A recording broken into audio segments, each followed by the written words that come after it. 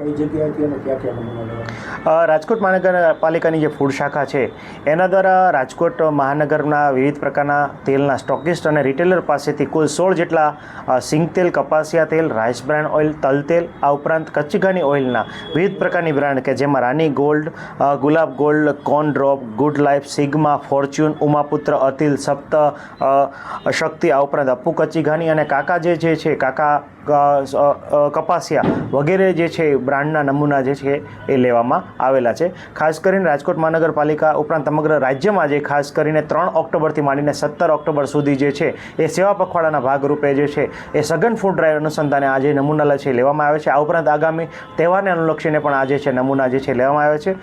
દિવાળીના તહેવાર નજીક આવતા ખાસ કરીને રાજકોટ મહાનગરમાં ખાસ કરીને માવાની મલાઈની મીઠાઈ ઉપરાંત ઘણી બધી મીઠાઈ અને ફરસાણનું વેચાણ અને ઉત્પાદન છે મોટી માત્રામાં વધતું હોય છે અને ઘણી વખત ભેળસેળ થવાની શક્યતા મોટા પાયે નોંધાતી હોય છે.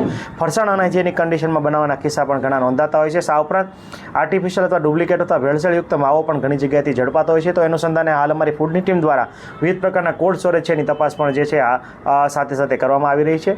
આમ જોવા જઈએ તો કુલ 16 સેમ્પલ જે છે તેલના જે છે એ ફૂડ લેબોરેટરીમાં સીલબંધ હાલતમાં મોકલી આપવામાં છે. જેનો રિઝલ્ટ આવીએ આગળ ઉપર જે છે એડ્યુકેશન અથવા ફોજદારી ગુનો જે દાખલ કરવાની કાર્યવાહી કરવામાં આવશે. અંદાજે કેટલા સમયમાં સદીનો રિપોર્ટ? મોટાભાગે લેબોરેટરી છે કાર્યભારણ જે છે એના કારણે 45 દિવસની લઘુત્તમ મર્યાદામાં આ રિપોર્ટ છે આવતા હોય છે. પરંતુ ઘણી વખત જે છે કાર્યભારણને કારણે મોડું પણ થતું હોય છે. પરંતુ જેમ બને વહેલા રિપોર્ટ આવે અને કાર્યવાહી કરવા માટે અમે કટિબદ્ધ છીએ. ભેળસેળવાળું તેલ ખાવાથી ખાસ કરીને સિંગ તેલ, કપાસિયા તેલ છે એની કિંમત જે છે બજાર કિંમત ઘણી બધી ઊંચી હોય છે અને જેને નીચી લાવવા ઉપરાંત એને કિંમત ઘટાડવા કોસ્ટ કટિંગ કરવા માટે એમાં પામ ઓઇલ જે મિશ્રિત કરવામાં આવતો હોય છે. પરંતુ સાથે સાથે ઘણી વખત ટેસ્ટ વધારવા માટે કે કપાસિયા કે સિંગ તેલ જેવો ટેસ્ટ લાવવા માટે અને એની સ્મેલ એટલે કે સુગંધ એ કપાસિયા અને સિંગ તેલ લાવવા માટે જે છે ટેસ્ટ અને સ્મેલ ઇન્હાન્સર વપરાતા હોય છે. આ ઉપરાંત પ્રિઝર્વેટિવ પણ વપરાતા હોય છે જેથી તેલ છે એ લાંબો ગાળો સુધી ખારું ના પડે અને સારું રહે. તો આવા